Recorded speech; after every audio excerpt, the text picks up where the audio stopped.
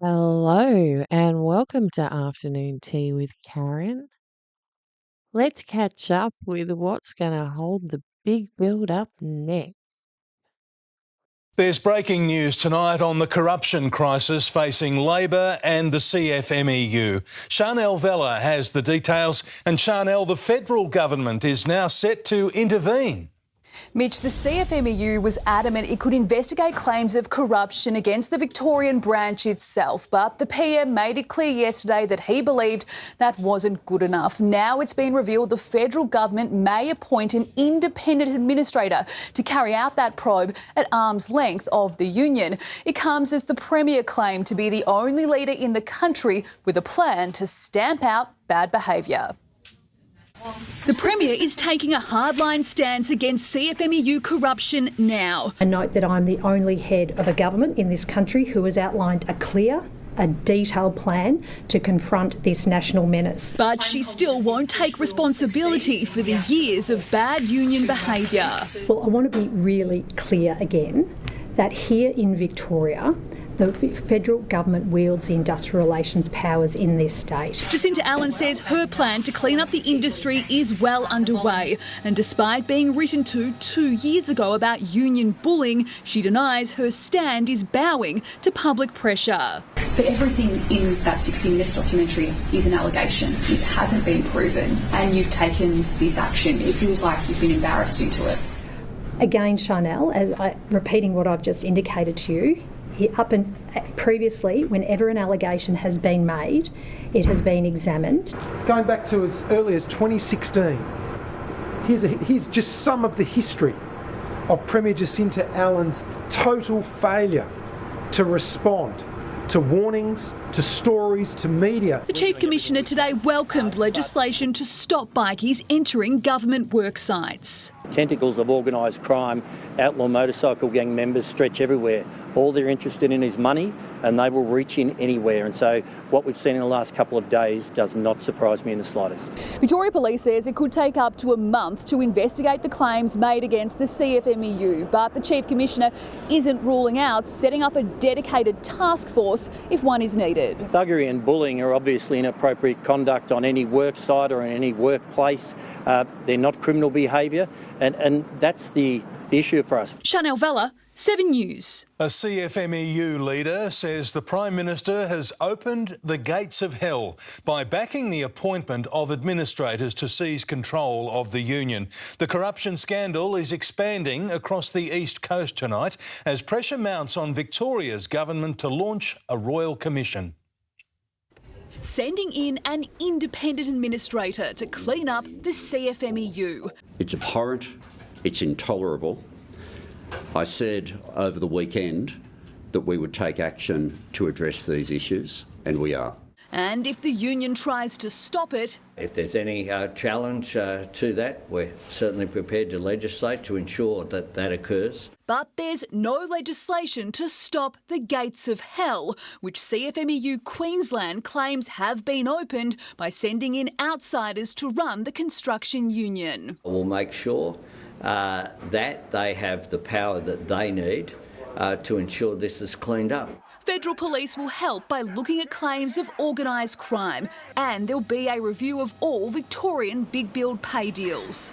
We're seeking information on coercive behaviour. But as for paying back donations the party received... It's one of the most astonishing and absurd ideas I've seen.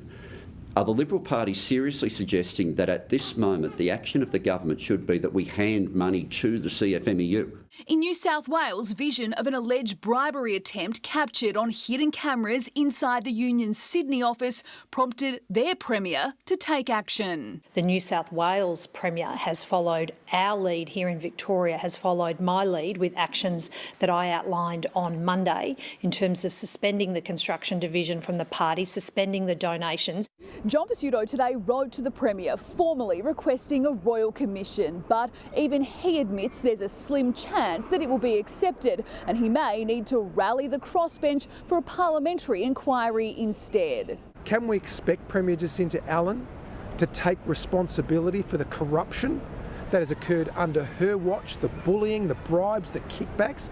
Probably not. Chanel Vella, 7 News. Victorian Labor. About membership, resources, support us, contact, donate.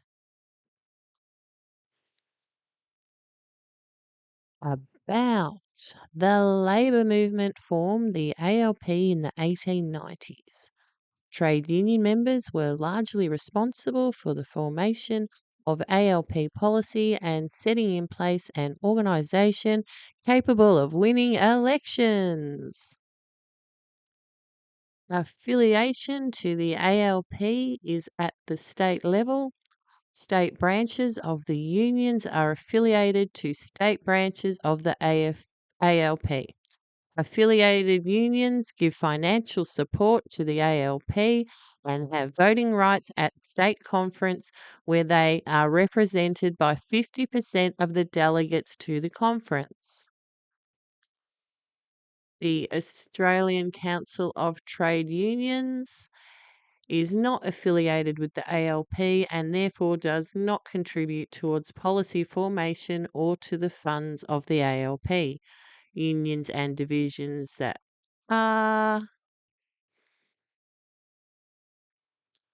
so